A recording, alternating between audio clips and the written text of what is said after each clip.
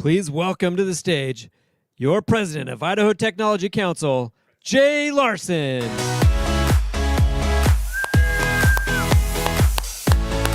Welcome to Capital Connect. It's a wonderful, beautiful fall day in Idaho, October 19th here, 2021. And this is a fantastic opportunity for us to share stories, talk about things that are really happening in Idaho with respect to growing companies and the components that go into that. Today, our guest is going to be Jack Hand, former chair and CEO of Power Engineers, and Jack is also going to be inducted 2 days from now into the Idaho Technology Council Hall of Fame. So this is a tremendous opportunity for us to be able to learn from someone who has done so much for Idaho. Before we do that, we have the opportunity to talk with our co-chairs of the Capital Connect series. So this is a really tremendous opportunity. So welcome to the stage, Jason and Brian with the Capital Connect series. Come on, Jason, Brian. Welcome, gentlemen. Thank you. These two are actually some amazing folks. Brian is with BR Wealth Management. Jason is with BBSI, and they are the co-chairs of the Capital Connect series. Do you two want to introduce yourselves to the audience here? Hi, I'm Brian Randolph, Managing Principal of BR Wealth Management.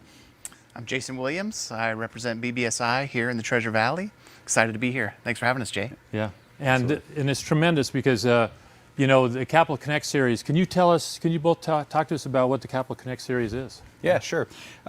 Our main focus really is to support the greater ITC Capital Connect group and help them fulfill their mission. We help Idaho-based technology companies and companies reliant on tech to find capital and help them grow, particularly early stage companies. ITC's Capital Connect group at large, they help support those companies too. They provide mentorship programs between entrepreneurs and experienced VC pros.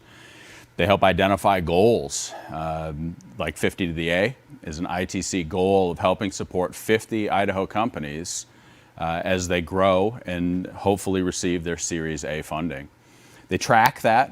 The Idaho Deal Flow Report chronicles capital investments on an annual basis from seed monies to IPOs.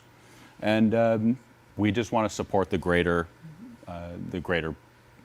mission of that. Our goal for the Capital Connect series here is to educate and inspire, tell the stories of those businesses at all levels along the journey. Those who have secured funding, those who are on their way. Focus on the lessons that those individual leaders have learned and their best practices, but really help build a statewide community of entrepreneurs and capital providers. The stories are amazing that we get to hear from. Jason, talk to us a little bit, and Brian, that was awesome. Okay. And, you know what I'm saying? Great. Yeah, and then Jason, talk to us a little bit about why you're engaged and why you're involved. Yeah, you know, the biggest thing was just engaging with you first. You know, I got involved with ITC many years ago. Don't have enough time to go into that, but I was just excited to like, Jay, where can I be a part of? You know, I'm supporting business owners. I'm part of the entrepreneurial community. That's where my heart is. That's where my passion is, just helping business owners win. And Capital Connect was that. It was an opportunity to come in to maybe be able to bring some of my connections into ITC, be able to share their stories and be able to really just highlight them. And like Brian said, you know, creating that collaboration with ITC and connecting our owners to the community, to ITC, and just let people hear like where they've been and what they've done. That's where I got really excited, and that's why I joined Capital Connect. Yeah, that's what we hear all the time is that people want, when we do post interviews or surveys after events, people want to know and learn from people who have already been there and done it. So this is an opportunity for us to be able to share all these things. Yeah. So, and anyway, one of the most key ingredients the Idaho Technology Council has is the work that we do through our committees.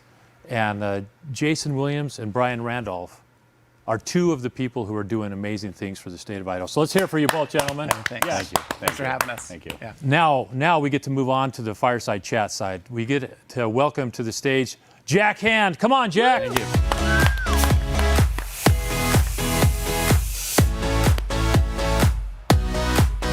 Here we are, Jack Hand. Yes. Hey, thanks. Nice to meet you guys. Thanks, gentlemen. Jay, good to see you. Welcome, Jack. Take a seat, Jack. Welcome. We're so pleased to have you here with us today, Jack. So you live up in Haley. I mean, that's your hometown, right? It is. That's totally awesome. How do you like Haley at this time of year? It's perfect. The weather's great. It's nice and cool, and there's limited tourists. That's the other part about it. That's good. It's a beautiful area. So Jack, with all the power, we're going to talk about the power experience that you had with power engineers. But first, talk to us a little bit about Jack Hand. Tell us about things that you're passionate about. Okay, well, I'm an avid fly fisherman. I really love it, which is great for Haley, and I got a place in Stanley, which is really good.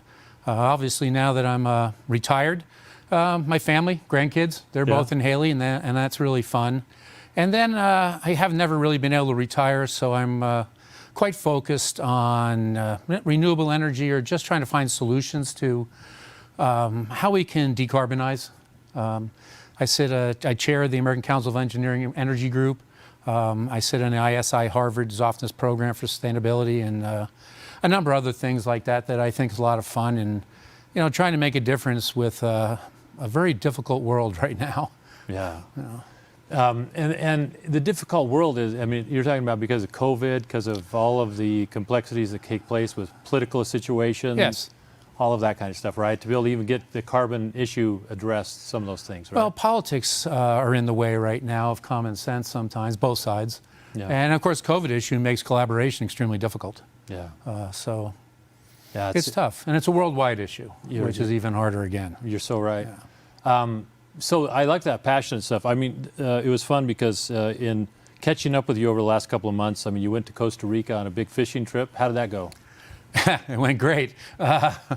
We went down to a place called Tarponville right on the Panama border, and our goal was to land a big tarpon on a fly rod. And quite frankly, after I landed one, about 100 pounds, I was done. It's 95 degrees, humidity, and it took 2 hours to land. And I'm glad I did it, but that's flat out work. I looked on, after you told me that, a tarpon, so I had to go on the internet and look at this. That's a monster fish. That's a big fish, yeah. How much did it weigh?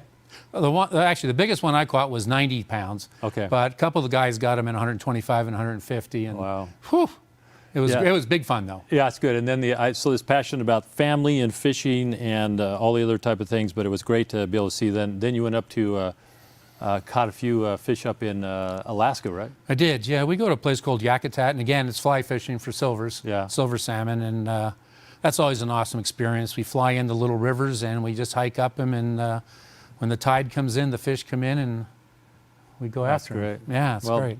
Well, so let's get into this. This is going to be fun. So power engineers, let's talk about how, I mean, this is a unique story because you're coming in, I mean, the story goes in that you're at Shoshone Falls, and you talk about the story how you landed in Idaho, which is great because you're from Kansas is... I'm from New Jersey. New Jersey, and then you were in Kansas for... I was actually in Alaska for a number of years where I met my wife and had my first child. Okay. Went to Washington, went to Kansas just because my dad was there working on something, and they all decided I needed to get an education, so I went to Kansas State University and got my electrical engineering degree. Then I ended up working for Black & Veatch in Kansas and in Florida, and after a couple of years, we decided we moved back to the Northwest. So we stopped at Shoshone Falls and had lunch, and back then there was no cell phones or any of that, so it was in the T&D magazine. Power Engineers was looking for a transmission line engineer, which I just thought I was. So I talked them into going up. We went up. Karen really fell in love with the place, and Karen's your wife. Karen's my wife, excuse me. Yeah. Yeah. So she said, she's from a little town, Leavenworth in Washington. She said, this place works for me, so go tell them you want a job. And so I did, and they offered me a job. Didn't you fax in your resume or something? I did. Like that? Well, that was the only way to do it. I know, fax. This is great. Yeah. We were staying in a little hotel in Bellevue, which is still there. And I walked into the front door and at Power and said, hey, you guys do any transmission line? And Lady Elaine telling me all about it. And I said, great. And she said, well, fax me your resume. Ron Carrington will be here later, and he'll take a look at it. So I went back to the hotel, faxed it in. Then Ron connected me with a fax again, and I went in and interviewed the next day. Well, that's great. And then you got, and here you are now in the Northwest, and you've been here ever since that time that you had.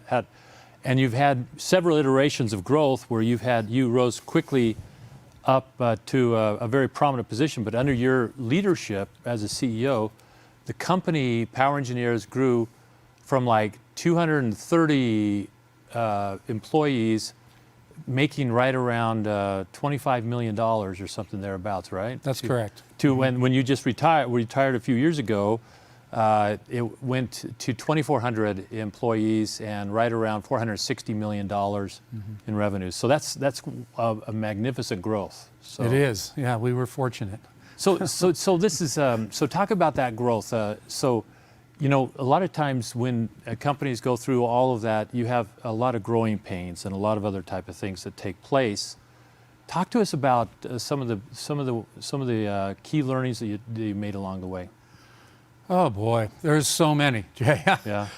The first one was, you know, I got appointed the job, but didn't really have much control. So we had to figure out a way to buy it back from the founder and a couple of the senior people.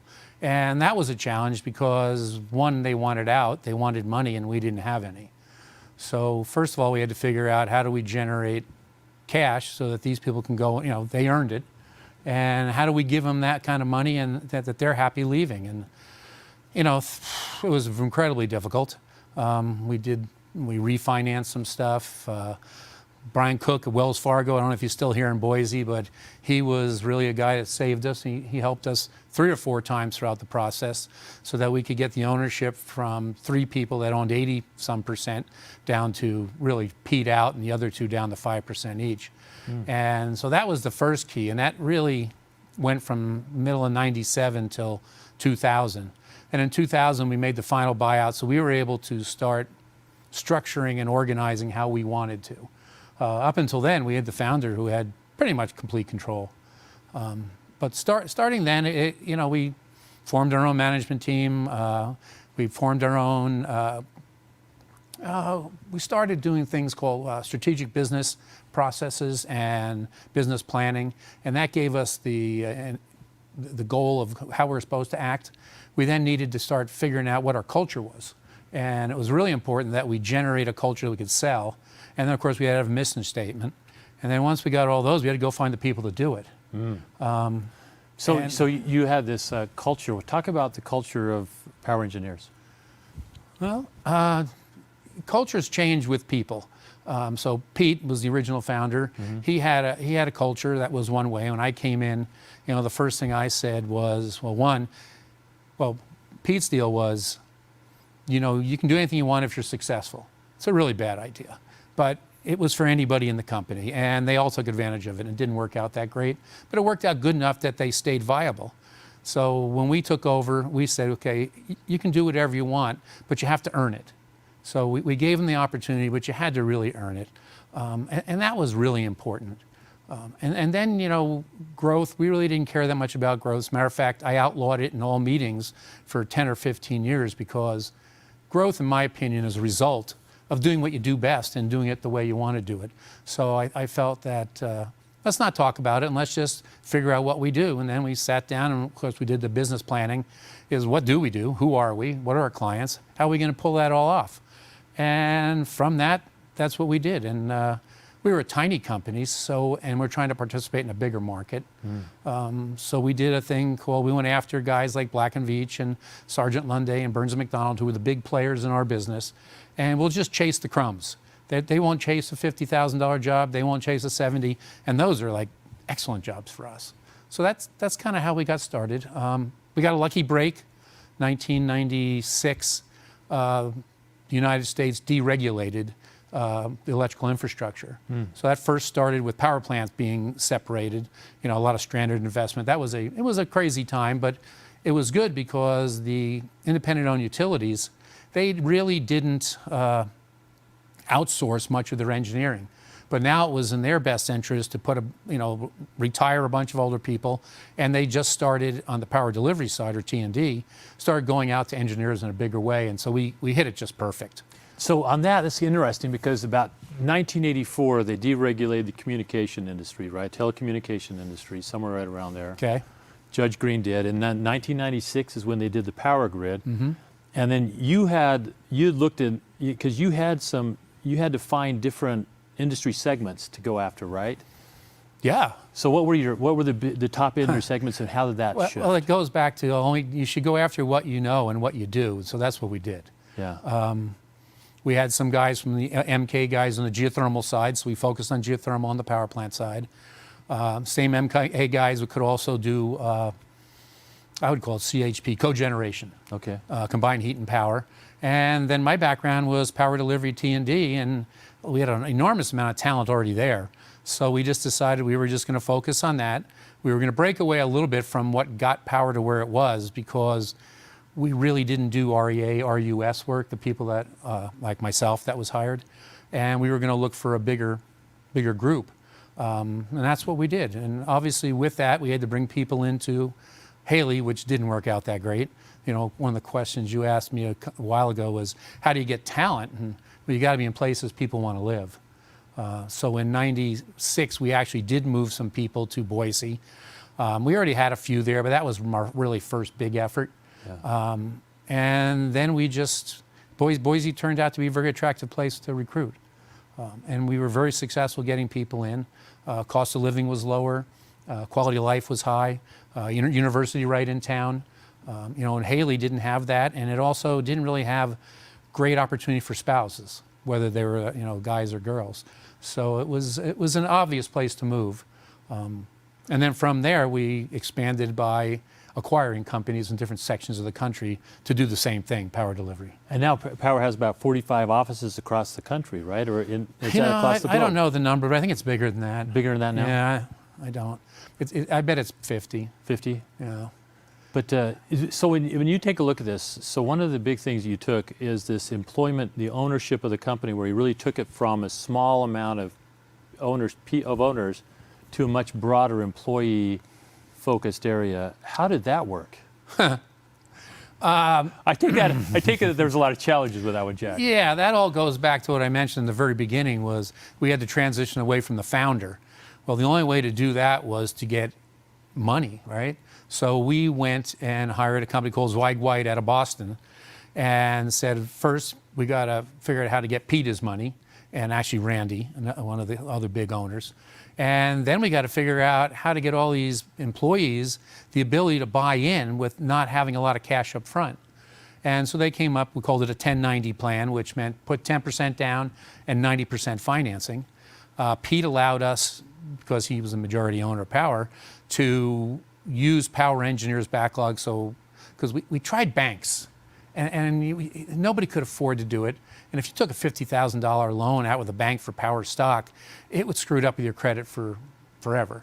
So what we did it all internally. So Power held a note. We got, at the time, 54 of my best friends, is what I always used to say, bought in anywhere from $25,000 to $175,000. And so that 10% of that was about $500,000 for Pete and those guys. And, you know, we did $2.3 million on a building and another $1 million with a debt financing loan. And so we gave that to Pete and Randy to start, which didn't get us all the way there. It only got Pete down to 20%, but it gave us the opportunity to move forward. And so those people now, actually, I'm very proud of that. Those 55, I'm one of them. None of them quit. And pretty much almost every one of them left with about $1 million or more in stock. Wow. So it was huge, huge deal. So 55, but you had to have a founder, an owner, a majority that would help work with you to do this, which was critical, right? Oh my gosh, yeah. It's not like me and Pete were good friends or got along very well. It was quite the opposite. But he was instrumental in us moving forward, because he gave us the right to do it, and he didn't get in the way. And, you know, I always think in the back of my head, you know, mind, that he was just waiting for us to fail, and then he'd just take the money and get all the company back. But, you know, now 25 years later, I think he was just being nice and not so evil. And he did stay out of the way, and, you know, we paid him off and pulled it off. I love that. I love that. Your honesty on that part of it, Jack, is interesting, because well, I've told him that. And you know, the interesting thing about that is that if you ever think that you're going to get along with everybody in the world and everything's holding hands and singing Kumbaya. It just doesn't happen that way, does it? No, no. I mean, when I got the job, I was sure he was just setting me up for failure. Really? Yeah. Well, yeah. I mean, what did I know? I was 43 years old. I was a project engineer and electrical engineer. I didn't know how to run a company. So now you come in and you run a company. I mean, Yeah, this is how do you now- like that? How do you like it? It's and you know, I go back to these philosophies because I think that's what, like your deal about growth. I think is interesting because we always say, well, we got to grow, right? But that's a byproduct for you, right? Right. And I think if you look at the straight economics of it, if you're going to hire more people and reward more people and challenge more people, you have to grow. But you don't grow because, you know, somebody says, okay, we're 25 million, we're going to be 35 million next year and 45 million. You have to go out and see what the environment's going to give you. What does the market allow, and how do your skill sets match up to it? So first thing we did is look where was the money in the market. Yeah. And fortunate, because of deregulation, there was a lot of it in what we did. And we knew a lot of people there, so we could go out and hire those people to fill that niche. And it worked out great. I mean, we went from, I don't remember the exact numbers, but 25 million gross to 40 million to 60 million to 99 million before Enron. And then, of course, with Enron, we were almost all energy, really hurt us. So, you know, we went from, what did I say, 25 million and maybe 232 people to like 700 people, 750 and 99 million, and we had to go all the way back again. Oh, did you, because of Enron? Huh? Yeah, Enron, we were totally tied to the energy business, so we laid off 200 and some people, but we also had a lot of people that were interested in all those shareholders. We said, how about taking a 20% cut in pay and, you know, helping us get through this because it's not the end of the world, and 100% of them did it. Wow. Yeah, it was great. So that's leadership right there, isn't it? I mean, that's big time. What you, I mean, because you did it from the. It's panic. It's bad. Desperation. Yeah. Wow. But yeah. So we had to sit down and figure out how we could keep, because one of our goals was to keep people employed, right? It really wasn't just to go out and get big and make a bunch of money. It was to go out and get the jobs you wanted. We wanted to do the coolest stuff, but in order to do that, you had to have some. So what year background. did Enron hit? 2001. So what at 2001? Then you have the dot-com bust. Well, that's the same thing. Same thing, right? Yeah, All the way through there. MCI, WorldCom, Enron all happened within All the same time. all in the months. Yeah. So you have that whole thing. Yeah. What was the next defining moment for you after Enron? Well, that was pretty defining because we were in energy, fiber, and communications, Right. and all three of them were wiped out. Yeah. The good news on that was, you know, utilities on the electric side, they're not really driven by debt financing and stuff. They're big enough to finance themselves. So a lot of them really weren't hit as hard as a lot of the debt finance community, which is where we were, Yeah. apparently. We didn't know that at that time. So we were able to build back the power delivery stuff. Communications and fiber just kind of went away. We never really regrouped from that. But it was a good time for, you know, players like Calpine were building peakers. It was particularly in California. I mean, gas plants were a rage, and we had the right group of people to go do that. So we got the peaker thing. We then went out and said, you know, we got to diversify. You know, we can't just be completely reliant on one thing. And we looked at, we looked at water. Everybody looks at water, environmental, transportation, and food. And we ended up picking food to go acquire a company just because the market was so darn big and engineers had such a small piece in it. And a lot of the technical expertise in the food business is, you know, robotics, process, controls, kind of the same thing as a power plant or a substation. So we actually bought a company called Blue Chip, which was half in Boise and half in Plover, Wisconsin, and then we bought another one, FSD, in Minneapolis, and we ended up using that as part of our leverage moving forward. Wow. Went from 1.7 million in food to 40 between 03 and 2014 or 15. Wow. So that was nice. And then the power delivery market just exploded after 2007. And now you're probably in that space. You're one of the top companies in the United States, right? In food? Oh, yeah. Yeah, food. Absolutely. And also in the power. Oh, yeah. Right. Power delivery, we've been either 1, 2, or 3 for the last dozen years. Wow. In the U.S. Yeah, it's pretty amazing. Yeah, and we're still pretty shocked about it. But so and those three companies, which is Burns & Mac, Black & Veatch, and Power, are almost double the next group down. Well, you know, Jack, what I really like is that, and knowing you for probably 12 years now, what I really like is that you have the vision, but there's also, and the leadership, but there's this humility about you. I'm just saying that. I don't, you know, how does that play in? Well, I don't know. Isn't that the right answer? Yeah, I think so. Well, you know, I never felt, like I said, when I got it, I didn't know what I was doing. Yeah. And so I counted on everybody that was there and hired a few people that I thought could really help. And I think we really did it as a team. I never really felt as if the CEO had the right to come into a meeting and just say, this is what it's going to be. You know, we get 6 or 7 of us in there, and if everybody said, no, that's what we're not going to do, well, we didn't do it. Yeah. Obviously, the CEO, you know, if you're in an argument and you've got different ways you want to go, is the tiebreaker. Yeah. But it was very seldom that we had to go that way. We generally just sat around and beat ourselves to death until we came up with the way we're going to go about it. And, so I think that helps too. When people feel like they're listened to, you get a lot done. So 2 last questions for you.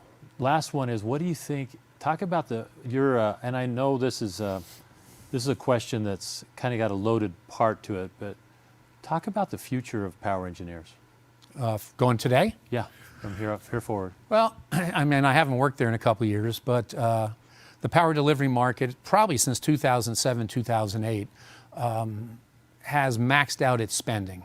So, and I mean that in a really positive way, because there's been anywhere from 20 to 22 billion earmarked for power delivery work for 15 years. But the market can only spend about 15 or 16. So that top piece always keeps getting pushed forward.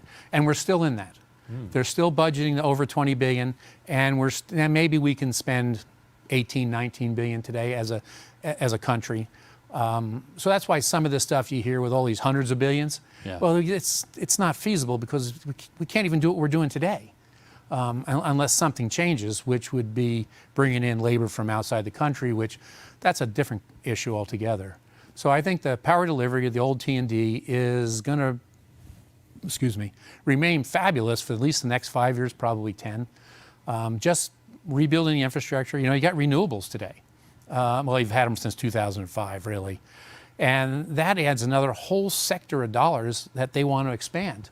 And a lot of that fits right into power engineers' strong parts. The generation side is mixed. If you count fossil fuels, combined cycle natural gas, that really has to be the bridge, I think, that ultimately brings us to it. Right now it gets a lot of negative. I don't see how you can do it any other way. Wind and solar and batteries can't support the grid, you know, at least not with a feasible investment rate. I think that battery technology, if it gets a little bit better, a little smarter. I mean, lithium's not the answer, but there's a new iron-ion one out there that could change everything. I mean, if you could store energy, that's a big part. It's a big deal. Storage is a solution, isn't it? Storage is a solution, yeah. And I think there's so I think that part of the opportunity is huge. The generation side is more difficult. I think geothermal will be a big win for them, just because I think California, where most of it is, will now say yes, it's renewable, and they'll invest money in it. I think food's food. It's going to be consistent, just because we all use it. Margins are lower, but technology is getting better, and so that's where we'll do well. I think that what you're saying is you're pretty bullish on the future of what power is going to be, even though you're obviously out of the leadership on that side. But it's pretty. You've been What I would encourage everybody, we're going to have. Jack is going to be part of the Idaho Technology Council Hall of Fame, which is coming up on the 21st of October in 2 days. And you can go to the idahotechcouncil.org and you can sign up and join us virtually for that, so where you can hear some of the things about Jack. We're going to have Tom Mueller was also going to be inducted at the time with Jack into our Hall of Fame. Who was with SpaceX, and also Coach Andy Avalos with Boise State is going to be our keynote. So that's very cool. I'm anxious to hear that. It's going to be great, and Idaho Innovation Awards. So join us then. Jack, so we always ask somebody the last question here. And this is kind of one of those things to see the personality of Jack Hand. Uh-oh. If you were an animal, what kind of animal would you be and why? Oh, my God. I'd have no idea. I don't know, maybe a lion or a tiger, just Yeah. because you don't want to be on the bottom of the food chain. And I like the idea. Those guys roam, through Africa and India and places, and get to go see all new things and experience different things without really having to worry about it. And it looks like they could have a really good life. Yeah, that's good. I like that. So I don't know. That's it. Jack, thanks. If you're going to say, we really appreciate you coming and talking to us and being inducted in the Hall of Fame for the Idaho Technology Council and the work that you've done and the commitment you've made to Idaho, and it's far-reaching. So thank you so much for all you've done. Thank you very much, Jay. Appreciate it. It's quite an honor. Yeah. So this has been great. We've had Jack Hand with us today, and we thank him for being part of this, and Power Engineers. We also wanted to thank all of our sponsors for the Idaho Technology Council. We will be having our 50 to the A, where we advance 50 companies to the A round of funding. We're going to be celebrating 6 companies will be inducted into that 50 to the A series that we're going to have. And that's going to be November 10th next month. So join us next month for the 50 to the A celebration. Thank you much. All right. Thank you, Jack. Thank you. Appreciate it. All right. Yes, we got it. Thanks, Jack. Oh, thank you. Appreciate That it, was man.